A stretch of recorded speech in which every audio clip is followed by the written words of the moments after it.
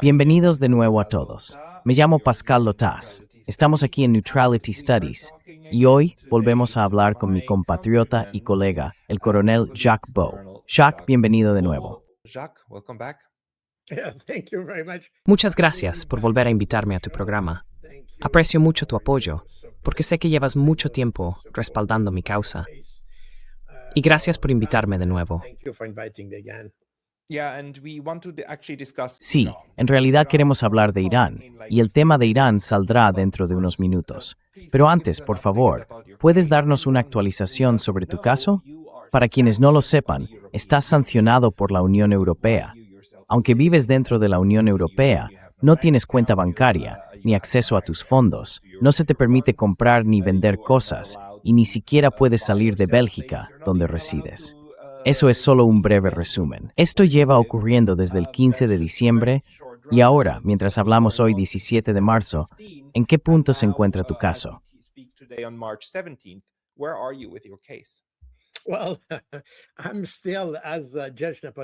Bueno, sigo siendo, como dijo recientemente el juez napolitano, la persona sancionada más famosa del mundo. Esto es exactamente como lo explicaste. Lo que ha cambiado desde nuestro último programa es que mis abogados han podido presentar la semana pasada una solicitud de anulación de la sanción ante el Tribunal de Justicia de la Unión Europea. No se trata de un recurso habitual, como los que se interponen en un proceso judicial normal, porque la decisión que se tomó contra mí no es una decisión judicial, es una decisión extrajudicial. Es una decisión política adoptada por el ministro de Asuntos Exteriores de la Unión Europea. En esencia, mis sanciones son una medida de política exterior y no una medida jurídica. Es muy importante decirlo, porque la gente puede pensar que he hecho algo malo o algo por el estilo.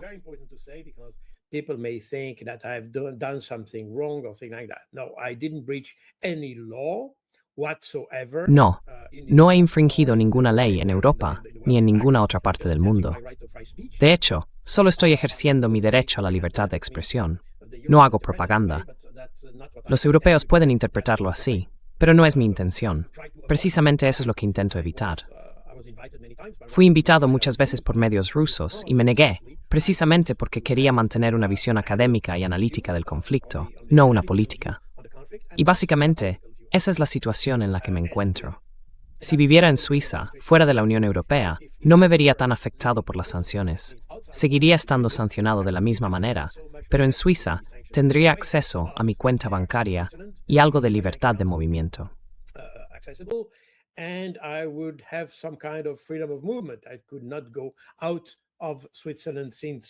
No puedo salir de Suiza ya que está rodeada por la Unión Europea y en teoría no se me permite entrar en territorio de la UE. Pero el problema es que vivo en la UE y por lo tanto me afectan al 100% estas sanciones. Esa es la diferencia con otras personas sancionadas, que en su mayoría viven fuera de la Unión Europea, principalmente en Rusia. Ellos no experimentan todo el alcance de las sanciones.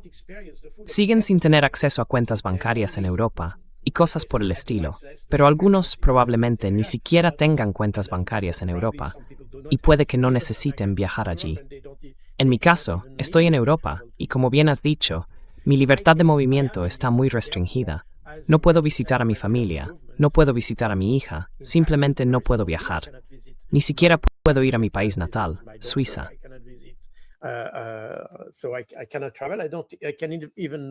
I can't even go to my home country, Switzerland. Y si yo fuera, tienes prohibido viajar a través de las fronteras internas de la UE, ¿verdad? No se te permite salir. Es correcto. Es correcto. That's correct. And in fact, I could apply to have a travel. De hecho, podría solicitar una autorización de viaje. Podría pedir permiso al gobierno belga, al francés o al luxemburgués para atravesar su territorio. Pero luego, si llego a Suiza, puede que no pueda volver a casa. Por eso toda la situación es, en cierto modo, kafkiana. Y es un caso único, bueno, medio único, porque hay algunos similares en Europa.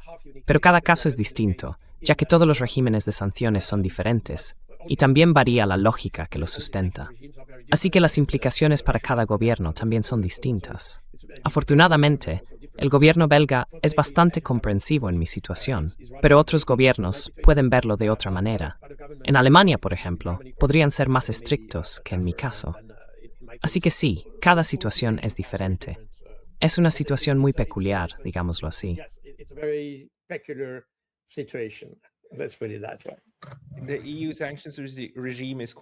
El régimen de sanciones de la UE da bastante miedo, también en el sentido de que es completamente nuevo y parece que se está experimentando un poco con lo que hacen los distintos Estados miembros. Hasta donde yo sé, solo hay otra persona en una situación similar, porque bajo el régimen de sanciones contra Rusia, tú estás bajo las sanciones rusas, ¿verdad? Ese es el que te afecta. Hay un ciudadano más dentro de la UE, Hüseyin Doğru, un ciudadano alemán que vive en Alemania, que también está en una situación parecida. Todos los demás, hasta donde sé, están fuera de la UE, incluida nuestra compatriota Natalie Jump, que está atrapada en el continente africano y no puede regresar a Suiza. Pero ya sabes, ciudadanos de la UE dentro de la UE, o personas dentro de la UE, creo que ahora mismo son 2.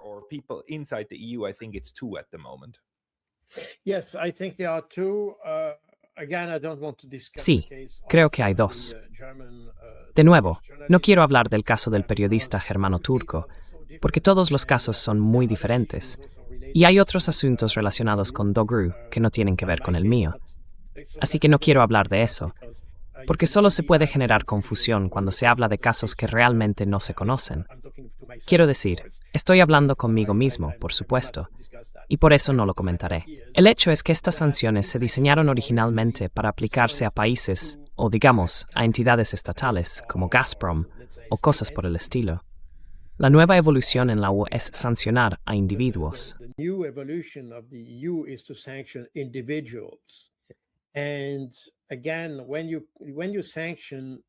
Y de nuevo, cuando se sanciona a terroristas, de acuerdo, puede que haya motivos para hacerlo, aunque la palabra terrorista aún necesita ser definida, y ese es otro problema que Occidente no ha logrado resolver en los últimos 100 años, más o menos. En cualquier caso, si se sanciona, digamos, a personas implicadas en el crimen organizado, el blanqueo de dinero, la pedofilia o lo que sea, se puede decir, de acuerdo, eso es comprensible. Pero el problema con la Unión Europea es que ahora recurren a sancionar el discurso de los individuos. Y esa es una evolución extremadamente peligrosa. Es peligrosa por 2 razones. En primer lugar, porque demuestra que Europa tiene miedo a la libertad de expresión.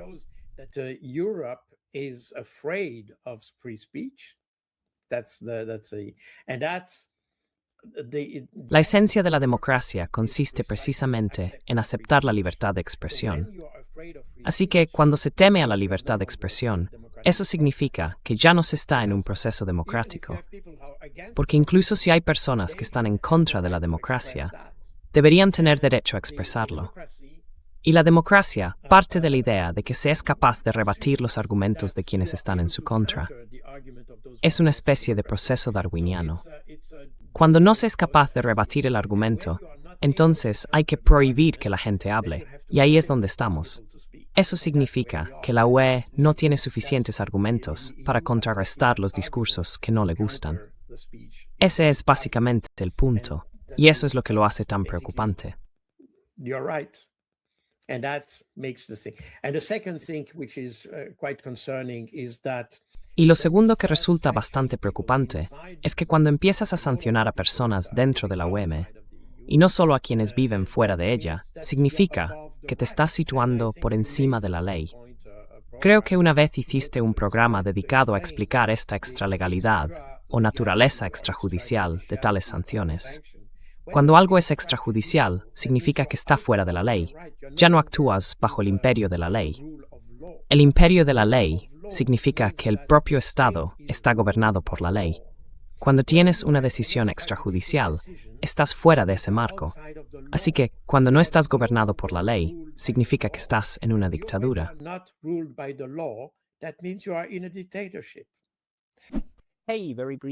Oye, una breve pausa porque me banearon recientemente de YouTube, y aunque ya he vuelto, esto podría volver a pasar en cualquier momento. Así que, por favor, considera suscribirte no solo aquí, sino también a mi lista de correo en Substack. es pascalatat.substack.com. El enlace estará en la descripción de abajo. Y ahora, volvamos al vídeo. Porque sabes, lo único con lo que no estoy de acuerdo de lo que dijiste es cuando dijiste que se puede sancionar el crimen organizado o la pedofilia o cosas así. No sancionamos eso. Tenemos leyes en su contra. Esos son actos delictivos, están tipificados como delitos. La cuestión es que tú no hiciste nada delictivo. No lo hiciste. No lo hiciste. Se te permite explícitamente hacerlo. Y por eso tienen que recurrir a medidas extrajudiciales, extralegales, para eludir su propio proceso con el fin de atraparte y hacerte daño. Sabes, tienes toda la razón. Usé el ejemplo del terrorismo porque pensé, bueno, vale, tendría sentido ya que Estados Unidos hace eso. Pero tienes toda la razón. Este es exactamente el problema en el que estamos. Y esa es una fase muy peligrosa para la democracia. Extremadamente peligroso. Pero Europa en general se encuentra en un momento muy precario, incluso dentro de su propia lógica.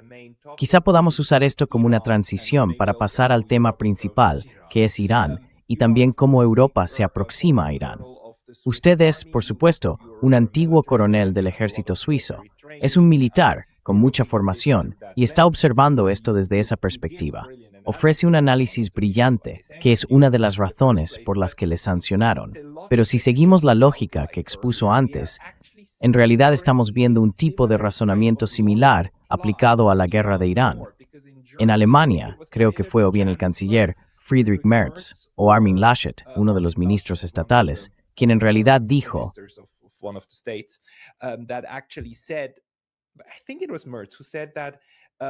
creo que fue Merz quien dijo que, como Irán violó el derecho internacional en el pasado, ya no puede esconderse detrás de él. Así que el derecho internacional no protege a Irán. Y a mí eso me parece ridículo, porque si aplicáramos ese razonamiento a cualquier ladrón o infractor dentro de un Estado, significaría que nadie está protegido por la ley. ¿Qué opinas de esas racionalizaciones en Europa ante este acto de agresión y ataque contra Irán, claramente y absolutamente ilegal?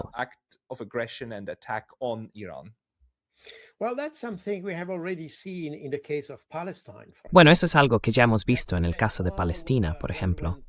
La gente decía, los israelíes están bombardeando a civiles. Y la respuesta era, sí, pero Hamás atacó el 7 de octubre.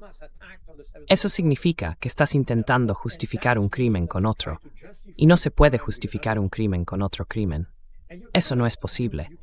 De lo contrario, nuestros países serían realmente el lejano oeste, con todo el mundo tomándose la justicia por su mano. Si puedes justificar un crimen porque alguien hizo algo mal, básicamente estás diciendo que está bien matarlos o lo que sea. Eso no es aceptable.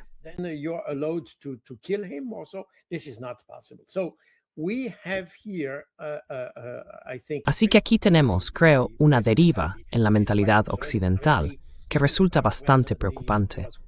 Quiero decir, incluso cuando se le preguntó sobre el ataque estadounidense e israelí a Irán, el ministro de Defensa belga dijo, bueno, es legítimo. Ahí es donde vemos que nuestro liderazgo, de hecho, y esto no es completamente nuevo, marca la diferencia entre el orden basado en el derecho internacional y el orden basado en las normas internacionales. La ley es la ley, está escrita, es la Carta de las Naciones Unidas, es todo lo que está escrito allí, y sabes exactamente lo que dice. Por lo tanto, sabes cuando infringes la ley. Y lo mismo ocurre en nuestros países.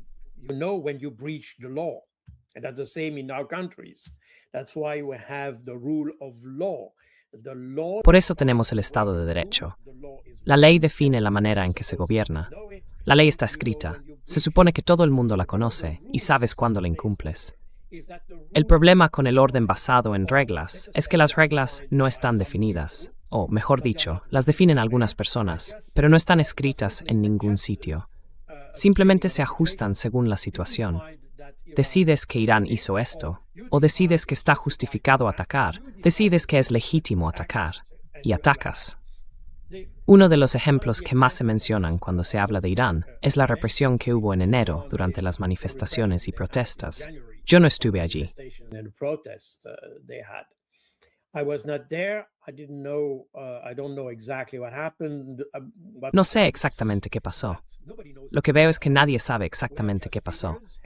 Solo tenemos cifras flotando en el aire. Puede que algún ministro francés hable de 50.000 víctimas. Ursula von der Leyen diga 17. Es decir, nadie sabe exactamente qué pasó.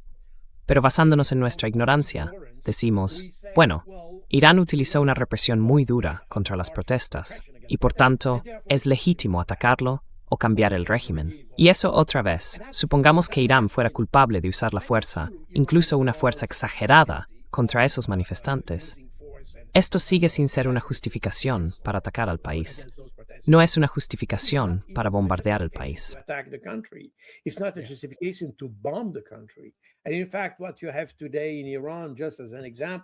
Y de hecho, lo que ocurre hoy en Irán, por poner un ejemplo, es que hay mujeres que protestaban en enero y que ahora están del lado del gobierno contra Estados Unidos.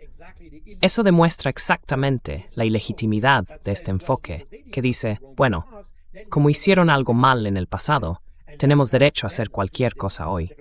Y eso nos lleva a la declaración de Friedrich Merz, quien dijo que Irán no debería estar protegido por el derecho internacional. ¿Qué es eso?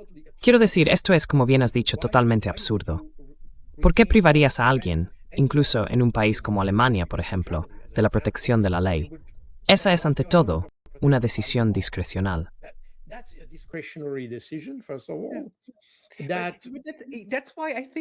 Por eso creo que se parece tanto a lo que te está pasando.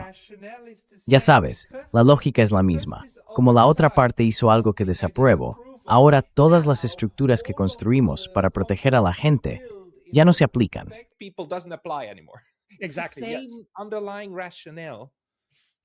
Exactamente, sí. La misma lógica subyacente. Absolutamente, estoy completamente de acuerdo contigo. Y esto es algo muy peligroso. Todo proviene del hecho de que tenemos un proceso de toma de decisiones muy débil. De hecho, en la mayoría de los países, para todo. Puedes hablar de Irán, puedes hablar de Venezuela, puedes hablar de Palestina.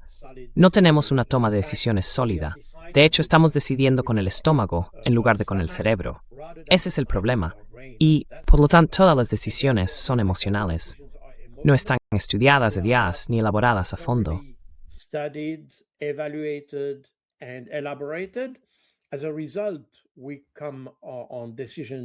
Como resultado, terminamos tomando decisiones principalmente a corto plazo, sin una comprensión real de cuáles serán las implicaciones futuras.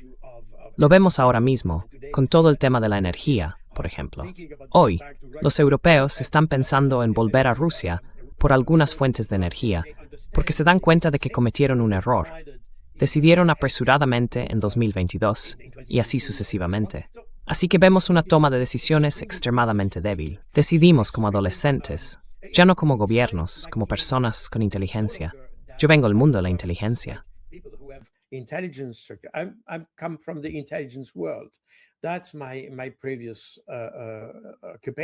Esa fue mi ocupación anterior. Y en inteligencia, la idea es que analizas las cosas independientemente de lo que decida el poder político. Es decir, que estén de acuerdo o no, no es el asunto. En inteligencia, no estás ahí para complacer al político. Estás ahí para explicar la situación, sea cual sea. Puede que llegues a una explicación o a una visión de la situación que no agrade al político, pero depende de él tomar la decisión que encaje con esa visión. El problema es antes de tener políticos que intenten nacionalizar su decisión.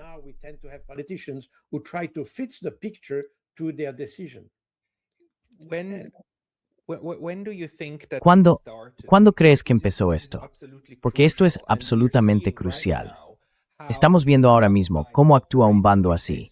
El occidente político, como lo llamaría Richard Sakwa, Europa y por supuesto Estados Unidos, tomando decisiones muy precipitadas, basadas en una inteligencia muy deficiente, una comprensión muy pobre de lo que está ocurriendo. Y ahora tenemos al otro bando. Tenemos a los rusos que durante 4 años, bueno, al menos durante 3, han estado aplicando metódicamente la guerra de desgaste. La segunda fase que vino después del primer momento de impacto y asombro, cuando la estrategia era diferente. Pero los últimos 3 años han sido bastante deliberados y meticulosos en la forma en que han intentado alcanzar sus objetivos.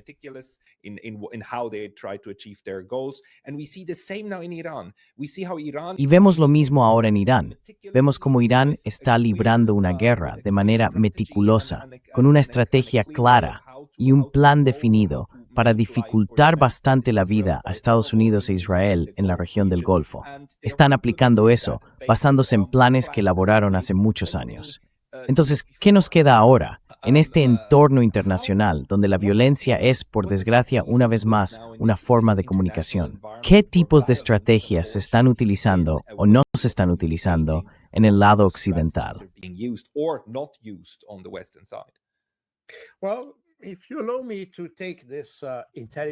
Bueno, si me permites adoptar esta perspectiva de inteligencia, diría que desde principios de los años 90 esto ha cambiado, de hecho.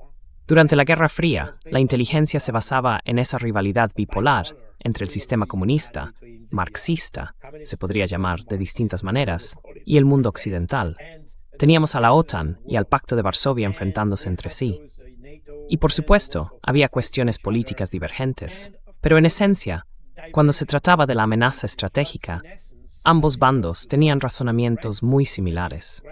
Quiero decir, el ejército soviético utilizaba tanques igual que el ejército estadounidense, y los tanques tenían el mismo propósito, velocidad en tierra, casi las mismas características, sus cañones disparando a la misma cadencia o distancia, y cosas por el estilo.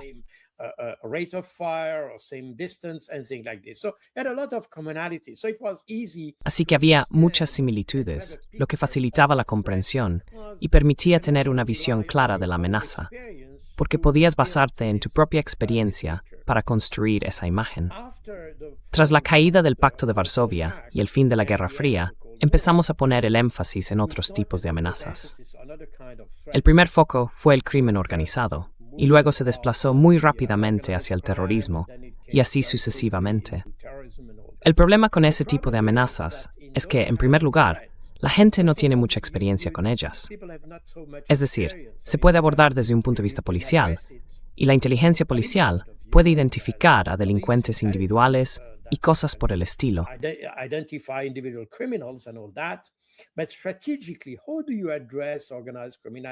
Pero estratégicamente, ¿cómo se aborda la criminalidad organizada? El pensamiento estratégico carecía de una visión de inteligencia, por así decirlo, a nivel estratégico. Y eso se volvió aún más complicado con el terrorismo, especialmente el terrorismo islámico, porque entonces ya no se puede evaluar la situación basándose en la propia experiencia o en la cultura occidental. Te enfrentas a individuos, quizás ni siquiera organizaciones, sino individuos, que reaccionan de acuerdo con su propia cultura, sus propios estándares, sus propias referencias culturales y cosas por el estilo.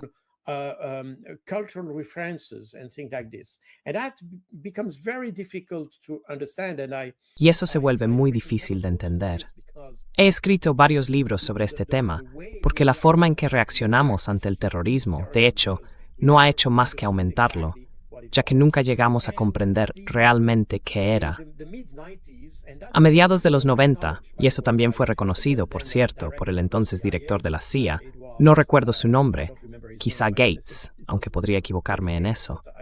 En cualquier caso, él también se dio cuenta, y eso es algo que yo mismo observé en la comunidad de inteligencia en Europa, de que la parte analítica de la inteligencia ya no era tan eficaz como solía ser.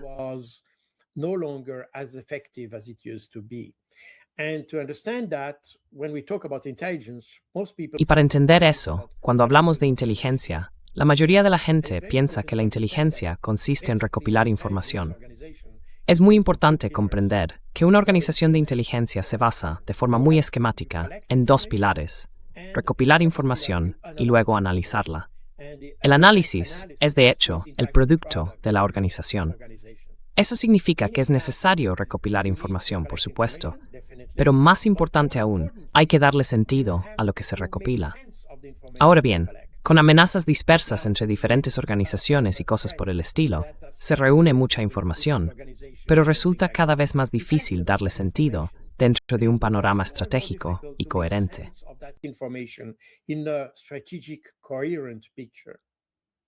And that's where you have the difficulty that started. And Y ahí es donde empezó la dificultad. No creo que ninguna organización de inteligencia real haya afrontado verdaderamente este problema, al menos en Europa, hasta donde yo sé. El resultado es que creemos que recopilar más información mejorará la calidad del resultado. Pero en realidad ocurre lo contrario. Cuanta más información tienes, parte de ella puede ser útil a nivel policial y demás. Pero cuando se trata de la evaluación estratégica de una situación, puedes tener demasiada información y el árbol acaba ocultando el bosque. Eso es exactamente lo que está ocurriendo. Por lo tanto, las capacidades analíticas de estos servicios siguen siendo extremadamente débiles. Es una tendencia general observada en todos los servicios de inteligencia. El aspecto analítico de la inteligencia se está debilitando. the analytical skills of the intelligence is weakening. And that comes then to other issues, because when you Y eso nos lleva a otros problemas, porque cuando hablamos de Irán, vemos exactamente lo mismo. Rusia, Irán, Palestina. El lío en el que estamos ahora es la consecuencia de una mala evaluación del enemigo, por así decirlo. Siempre subestimamos las capacidades de nuestros adversarios. Puede ser Rusia, puede ser Irán, puede ser Palestina, pueden ser otros. Siempre los subestimamos porque no basamos nuestros juicios en hechos. Confiamos en evaluaciones intuitivas y emocionales, ya que no tenemos la experiencia necesaria para evaluar la amenaza tal como es en realidad. Y eso es exactamente lo que estamos viendo con Irán. A pesar de 3 operaciones contra Irán antes en 2024 y 2 en 2025, todavía no hemos comprendido las capacidades de Irán, aunque Irán hizo todo lo posible por mostrar a Israel y a Estados Unidos lo capaz que era de responder a cualquier provocación. to answer any provocation. May I ask two things about Puedo this? preguntar 2 cosas sobre esto. No están exactamente relacionadas, pero un poco sí. But a little bit. Primero, ¿qué importancia tiene el marco normativo o cuán fuerte es el pensamiento normativo dentro de esas comunidades de inteligencia que conoces? Si partes de una determinada visión del mundo y luego construyes tu marco analítico en torno a ella, solo podrás encontrar lo que encaje en ese mundo, ¿verdad? Es decir, la diferencia entre preguntar ¿de dónde vendrá la próxima amenaza? ¿Y de dónde surgirá la paz mundial? Según cuál de las 2 preguntas hagas, encontrarás cosas completamente distintas, ¿no? Así que no se trata solo del análisis, se trata del enfoque hacia el análisis. But it is the approach toward the analysis. How strong is that? ¿Qué tan sólido es ese enfoque? Y en segundo lugar, me parece que con Irán, y en buena medida también con Rusia, estamos viendo cómo las comunidades de inteligencia e incluso sistemas políticos enteros caen en las narrativas que se cuentan a sí mismos sobre el otro, en lugar de intentar realmente comprender cómo funciona el otro. Por eso ya sabes, incluso en la parte germanoparlante de Europa, la idea de un Putin versteher, alguien que entiende a Putin, es un insulto, ¿verdad? De algún modo, y si es convertido en tabú, el enfoque es intento de nitro. Approach the attempt at understanding the other. And I remember very clearly 4 years ago. Recuerdo muy claramente que hace 4 años, cuando comenzó la guerra rusa, hablé con expertos estadounidenses en Rusia, personas que estudiaban Rusia de forma académica, que se quejaban de que el nivel de especialización en Occidente entre los rusólogos o sovietólogos había disminuido drásticamente. Así que ya no existe una comprensión adecuada de cómo funciona realmente el otro lado. Y eso a su vez alimenta esos estereotipos tan pobres en los que luego se basan las decisiones. Perdón, es una forma un poco larga de preguntar por estas 2 cosas, el impacto de los marcos normativos y el impacto de que Occidente crea en sus propias narrativas equivocadas sobre el otro. Stupid narratives about the other. Well, I think the two are linked, in fact, think of Bueno, this creo que ambos están relacionados, en realidad. Y gracias por la pregunta. Es una cuestión fascinante, porque debería orientar la manera en que abordamos las crisis. El problema de la cuestión normativa es que cuando empiezas a evaluar una amenaza convencional, como la de la Unión Soviética durante la Guerra Fría, te encuentras en un marco en el que, por supuesto, los soviéticos tenían un pensamiento distinto, doctrinas diferentes, objetivos políticos distintos, y así sucesivamente, en comparación con Occidente. Pero, Omar saindo ultu a smalls. By and large, this is a very similar culture. So you may have some commonalities that Así que puede que tengas algunos puntos en común que ayuden a que tu análisis se mantenga anclado en una especie de, digamos, terreno cultural compartido, si puedo expresarlo así, que te proporciona una especie de marco normativo para analizar al adversario. Aunque existan ligeras diferencias, puedes adaptarte fácilmente a ellas. El problema surge cuando te refieres, por ejemplo, a los iraníes, que son musulmanes, obviamente. La idea de victoria para un musulmán no es exactamente la misma que para un occidental. Para nosotros, como hemos aprendido en las academias militares, la victoria se define por la manera en que destruyes a tu enemigo. Para un musulmán, en términos generales, la victoria se define por la disposición a luchar, por la determinación de combatir. Your determination to fight. It's not, the victory is not over the enemy, the victory is over yourself. La victoria no es sobre el enemigo, la victoria es sobre uno mismo. Y eso cambia completamente la perspectiva, porque en la mentalidad occidental estás limitado por alcanzar un objetivo. Tu victoria es el objetivo. Es decir, el objetivo de la destrucción está claramente definido. Pero para un musulmán, el objetivo está dentro de uno mismo. No se puede exigir a alguien que derrote a un enemigo más poderoso. Si el enemigo es más fuerte, bueno, ¿qué se puede hacer? Pero lo que sí debes tener es luchar. Por lo tanto, la victoria no consiste en destruir al enemigo. Tu victoria es que no te rendiste ante el enemigo.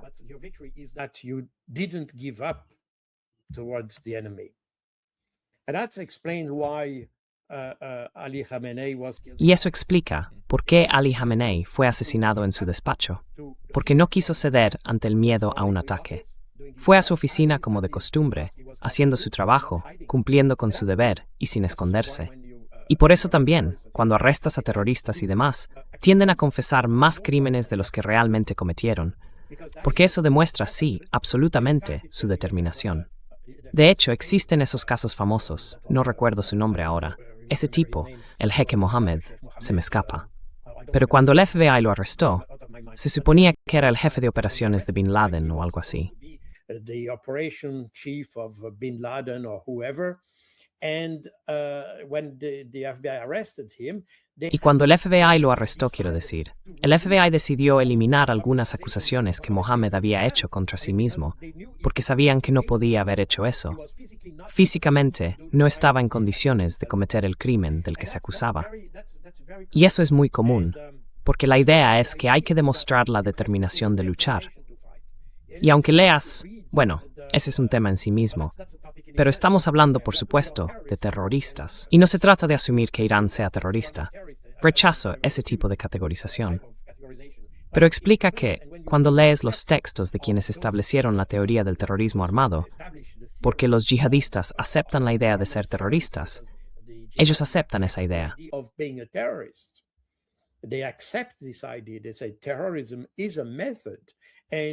Dicen que el terrorismo es un método, y estamos de acuerdo con esta idea, que somos terroristas. Eso es algo que nadie en Occidente haría. Intentarían escapar de la designación de terrorista, pero en la visión yihadista, no. Dijeron, bueno, es un método. Usamos ese método por tal o cual razón, y por lo tanto lo aceptamos. Pero en esas teorías del terror, no es el número de víctimas lo que importa. De hecho, incluso se recomienda no causar demasiadas víctimas. La idea no es matar a mucha gente. La idea es mostrar que estás decidido a luchar. Exacto. Así que eso es muy importante de entender. That's very important to understand. We have a completely different, that's the reason why it's easy. Tenemos algo completamente diferente. Por eso es fácil.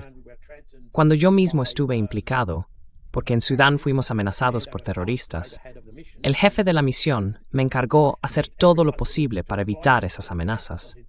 Esto fue en 2006, a raíz de las caricaturas de Mahoma. Fuimos objeto de amenazas porque teníamos oficiales daneses y noruegos en la misión. Tuve contacto con algunos movimientos extremistas porque era el jefe de inteligencia y hablé con esas personas. Me pidieron que lo hiciera. Fui y hablamos con esos extremistas. Y después de conversar les pregunté, Bueno, ahora debería temer vuestra amenaza. Well, now, should I fear your threat? Getting bombed or so? He said no. ¿Nos están bombardeando o algo así? Él dijo que no, que hablamos. Está bien, no hay problema por nuestra parte. Hablamos del tema, sin problema. No di ni un solo dólar, no les di nada. Solo hablamos y eso fue todo. Él pudo explicar su propósito, explicar su razonamiento. Yo expliqué el mío, quiero decir, el nuestro, porque era la ONU.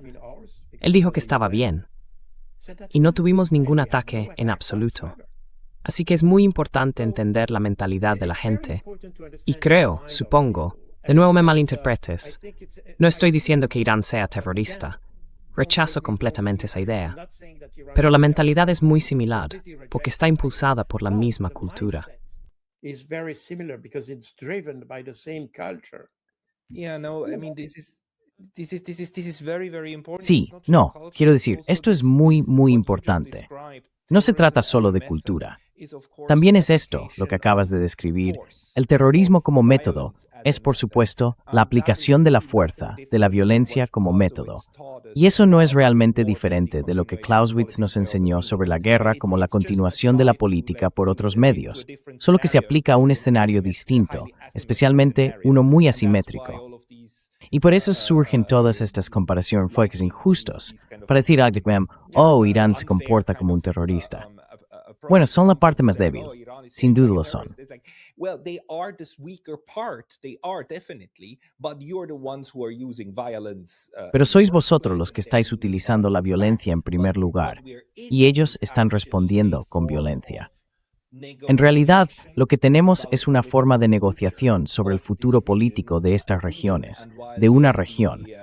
Y mientras que el bando occidental, los estadounidenses e israelíes, están muy interesados, muy brutales en su enfoque, intentando arrasar con todo, los iraníes tienden a ser muy metódicos en lo que atacan. Quizá podamos aprovechar esto para hablar un poco sobre ello.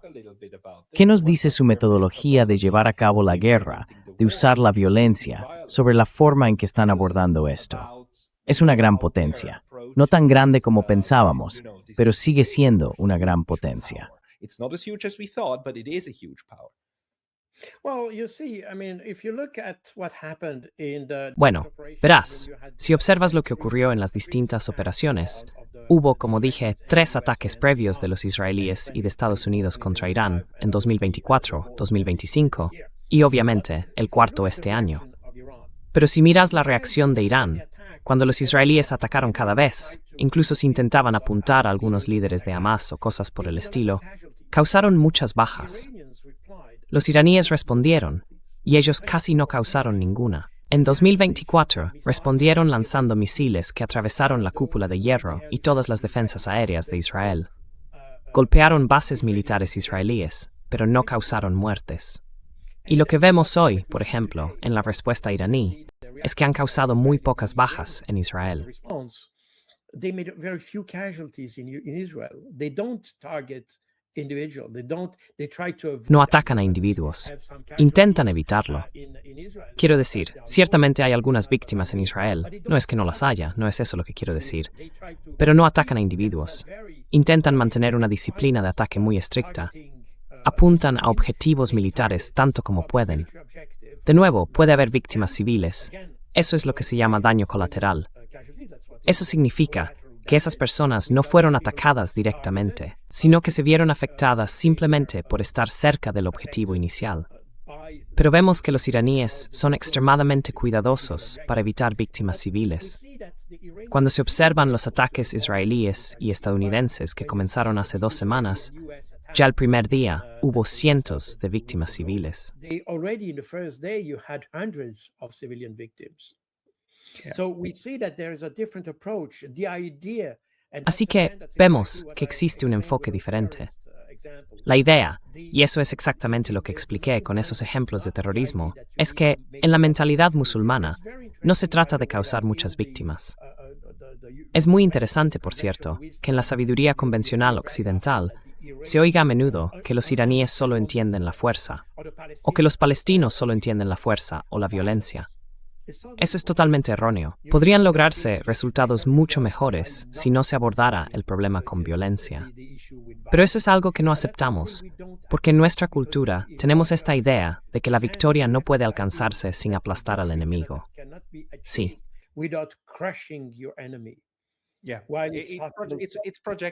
Bueno, es una proyección.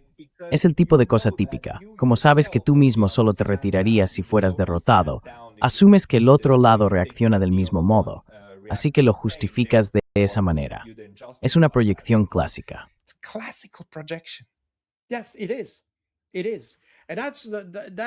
Sí lo es. Y ese es el problema que tenemos con Irán, como con otros países, de hecho. Desde ese punto de vista, no ha habido ni una sola guerra en la que hayamos participado en los últimos 25 años, más o menos, que haya estado justificada en ningún sentido, incluso si se pudiera considerar que alguien como Saddam Hussein representaba algún tipo de amenaza. Porque y eso es algo que sé por experiencia, ya que he estado en esas regiones, implicado en conflictos menores y cosas por el estilo. Comprendí que si realmente intentas entender a tu adversario, puedes negociar con él. Y negociar no significa que tengas que ceder algo.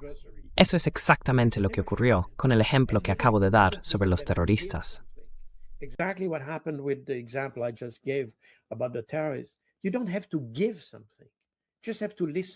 No tienes que darles nada, solo tienes que escucharlos, y eso está bien. No pasa nada, no necesitas pagarles ni darles una ventaja.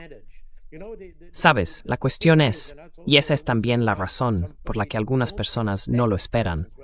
Por ejemplo, estamos hablando de un posible asalto a la isla de Karg en Irán, y estoy convencido de que si los estadounidenses hacen eso, los iraníes están preparados para destruirlo todo, incluidas todas las instalaciones petrolíferas, refinerías y demás, solo para destruir al enemigo. No les importa destruirlo, porque eso es algo que también aprendí cuando estuve en África. No es algo evidente para un occidental, pero una persona me dijo, sabes, nacemos desnudos y moriremos desnudos.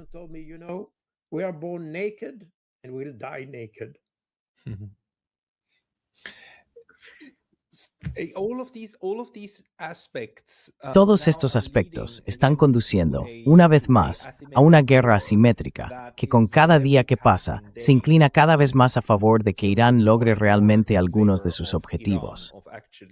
Los han definido, por ejemplo, como la expulsión de los estadounidenses de la región y la obligación de que retiren todos sus recursos bélicos para que no pueda producirse un nuevo ataque. Otras exigencias incluyen reparaciones y demás, pero sobre todo la expulsión de los estadounidenses de la región. Ya no parece una idea descabellada que puedan acercarse a ese objetivo, entre otras cosas, porque insisten en decir, por cierto, estados del Golfo, si albergáis cualquiera de este material o a estas personas, también sois un objetivo.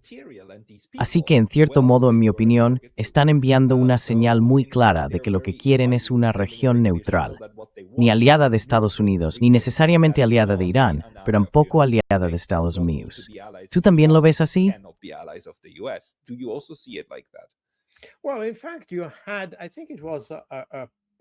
Bueno, de hecho creo que era una personalidad de los Emiratos Árabes Unidos, un multimillonario o algo así, que hizo un comentario público. Creo que incluso fue una carta abierta a Estados Unidos, o algo por el estilo. Puedo estar equivocado en eso, pero al menos lo que dijo, en esencia, fue que Estados Unidos los había arrastrado a una guerra en la que nunca habían aceptado participar. Y ese es exactamente el problema. Cuando tiene esas bases repartidas por todo Oriente Medio, con el claro objetivo de apuntar a Irán, significa que de algún modo formas parte del plan al aceptar esas bases. Y eso es precisamente lo que Irán está intentando explicar.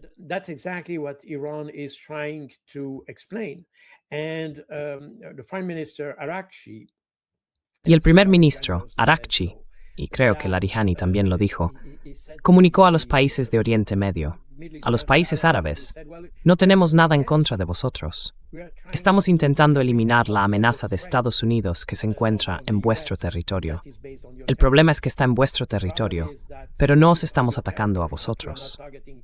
Y eso también es algo que, si se lee la retórica de Occidente, si se observa el comunicado emitido por los europeos, el E3, el Reino Unido, Alemania y Francia, el 1 de marzo, ellos afirmaron que Irán estaba atacando a los países de Oriente Medio. Eso no es del todo cierto, porque Irán especificó que no estaba atacando a los países en sí.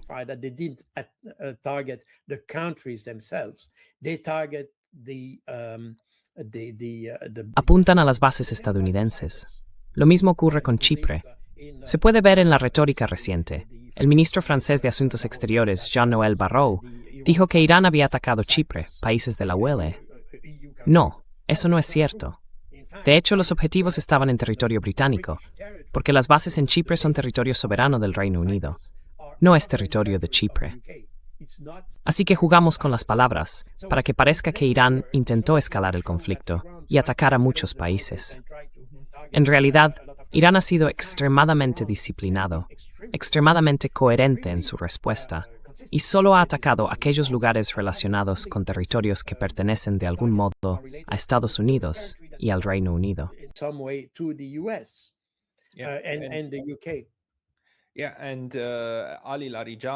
Sí, y Ali Larijani hace 2 o 3 días publicó un tuit diciendo que circulaban rumores de que podría producirse un intento de operación de bandera falsa en Estados Unidos para atacar infraestructuras civiles y culpar a Irán. Él simplemente dijo de forma preventiva, nosotros no haríamos algo así. No está en nuestro interés. Ya no estamos en guerra con el pueblo de Estados Unidos. Estábamos en guerra con el ejército de Estados Unidos, no con su gente. Así que lo dejó claro. Y es la misma lógica decir, no, esto es un asunto entre militares. Hagas lo que hagas. Si atacas a nuestros civiles, nosotros no estamos haciendo eso en tu territorio. No intentamos luchar contra el pueblo estadounidense, solo combatimos aquellas instalaciones que nos atacan.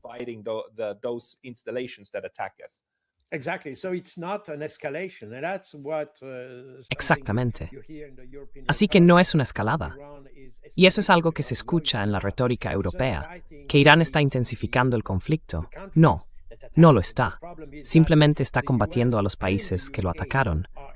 El problema es que Estados Unidos y el Reino Unido están utilizando, de hecho, a estos países de Oriente Medio y a Chipre como supuestos santuarios para luchar contra Irán. Y esto es exactamente lo que ocurrió en los años 60, cuando el Vietcong utilizaba Laos como santuario.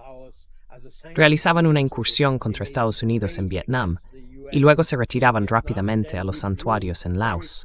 Y eso es exactamente lo mismo que tenemos aquí. Estados Unidos está utilizando esos santuarios en Oriente Medio y en países árabes.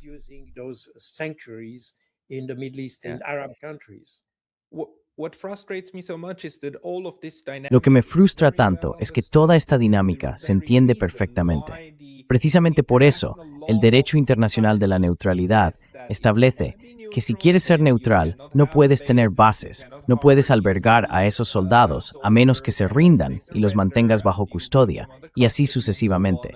Es decir, básicamente desarmarlo todo, ¿verdad? Y eso se entiende bien, porque es exactamente lo que cabría esperar. Es exactamente lo que ocurrió en el siglo XVIII, en el siglo XIX. No es física cuántica. Nada nuevo. Hay que, evite de exhortar a nuestros países en hubieran atacar, como pudieran arcar terreno Qatar y Dubái.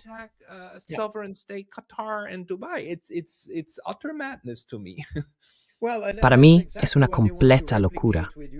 Bueno, eso es exactamente lo que quieren replicar con Ucrania. Exacto, es exactamente lo mismo. Así que entendemos la lógica, porque haríamos exactamente lo mismo si estuviéramos en la misma situación.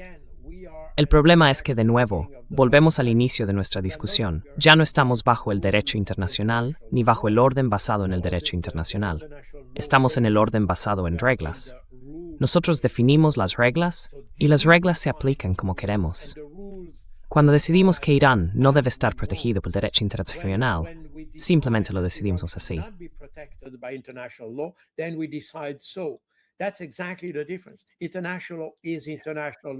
Esa es exactamente la diferencia. El derecho internacional es el derecho internacional. Punto. Y atacar a Irán, independientemente de lo bueno o malo que sea su gobierno o de quién esté al mando, atacar a Irán es atacar a Irán. Punto. Destruir a civiles es destruir a civiles. Usar fuerza desproporcionada contra civiles es usar fuerza desproporcionada contra civiles. No hay buenas razones para matar niños. No hay buenas razones para matar civiles, civiles desprotegidos. No hay ninguna buena razón, punto. No existe Hamas, Hezbollah, lo que sea, punto. No hay ninguna buena razón para matar a estos civiles desarmados.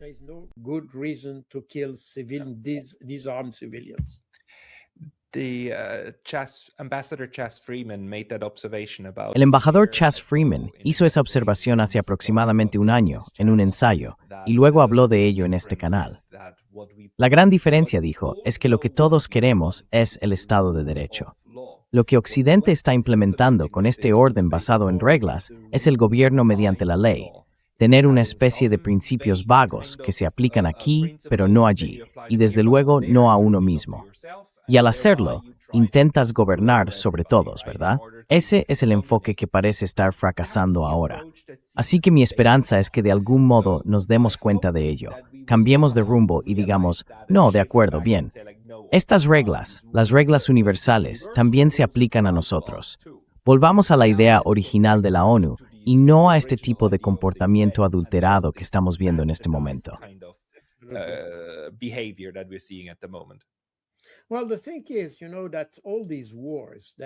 Bueno, la cuestión es que, ya sabes, todas estas guerras que decidimos librar, porque todas las guerras que han empezado en los últimos 30 años, más o menos, en el último cuarto de siglo, son en realidad guerras de elección. Sí, el problema es que, si miras lo que está en juego en el mundo hoy en día, estamos hablando de China desarrollando inteligencia artificial y cosas por el estilo. Perdón, antes lo mezclé. Inteligencia artificial, lo que se ve en Europa y en Occidente en general, es que estamos muy rezagados en lo que respecta a las nuevas tecnologías y todo eso, porque dedicamos tanta energía, tiempo y dinero a hacer la guerra, guerras inútiles en todo el mundo. Desestabilizamos países que podrían ser nuestros socios, que podrían ser socios comerciales, pero los desestabilizamos por completo.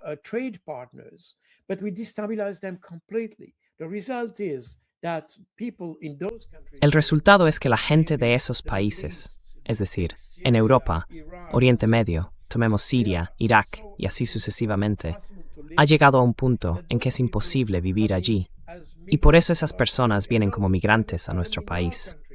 Sé que tenemos un problema aquí, porque algunas personas se oponen a la migración y todo eso, pero fuimos nosotros quienes creamos la situación.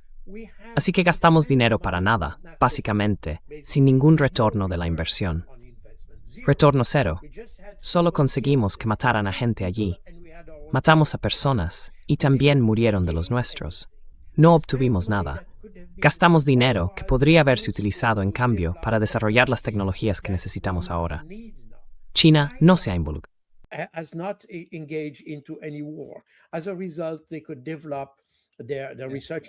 Como resultado, pudieron desarrollar tecnología, su investigación y desarrollo, y todo eso. Ahora estamos rezagados porque participamos en todo aquello. Y hoy, ¿qué estamos haciendo? Intentamos presentar una futura guerra en Europa que carece totalmente de fundamento si se observan los hechos sobre el terreno. En lugar de invertir en algo útil para el futuro de nuestros hijos y nietos, invertimos en cosas que serán inútiles, que solo seguirán aumentando las tensiones. Y ni siquiera seremos capaces de hacer frente a la competencia tecnológica que proviene de países como China y mañana quizá India. Ni siquiera somos capaces de hacer eso.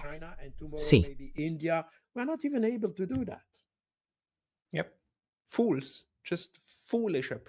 Tontos, enfoques simplemente insensatos, pura necedad.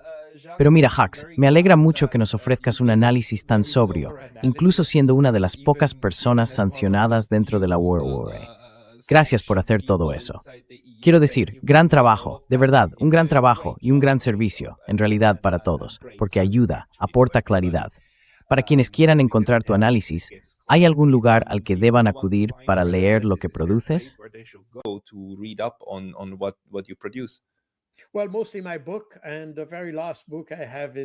Bueno, sobre todo mi libro, y el último que tengo está justo detrás de mí. Es Paz en Ucrania, que describe todo el proceso de paz, o más bien los diversos procesos de paz que se iniciaron y nunca terminaron, o nunca alcanzaron su objetivo en Ucrania. trata sobre la lógica de la paz, y no es un libro sobre la guerra, es un libro sobre la paz en Ucrania. Es el más reciente, publicado la semana pasada. Y estos libros están, por supuesto, ahora prohibidos en la Unión Europea. Bueno, no están prohibidos, en absoluto. Simplemente no se permite obtener ningún beneficio de ellos. Bueno, yo no tengo permitido, quiero decir. Por supuesto, recibo. Bueno, mi editor guarda los derechos de autor por mí. My publisher has the royalties for me. He cannot give the royalties to me, so he keeps them. No puede darme los derechos de autor, así que los mantiene en una cuenta. Pero los libros no están prohibidos en absoluto, a pesar de que en Francia hay una cadena de librerías llamada Fnac, que decidió, por iniciativa propia, porque no hay ninguna obligación legal, retirar todos mis libros de las estanterías. Pero las librerías honestas, las independientes, siguen vendiendo mis libros. Las de la Dissonance no. Así que no vayáis a las de la Dissonance. Y por supuesto, los encontraréis en Amazon. Go to the Dissonance one, and you find them on Amazon, of course. Everybody don't go to Fnac. Todos, no vayáis a Fnac, pero por favor comprad el libro de Hagbauth, Paz en Ucrania. Ahora es un acto de resistencia hacerlo. Absolutamente. Muchas gracias por vuestro tiempo hoy. Gracias. Thank you.